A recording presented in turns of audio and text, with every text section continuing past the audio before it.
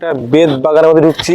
বেত বাগান মানে এটা বোটানিক্যাল গার্ডেনের মধ্যে এসে বেত বাগান, এর বেত গাছ কিন্তু কি ভয়ানক জঙ্গল দেখো একবার।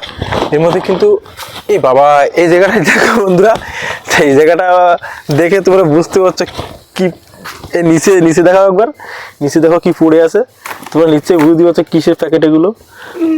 এই জায়গাটা বিছানা করা আছে আর এইটা দেখো এটা কিসের প্যাকেট গো আর এই দেখো দিতে দেখো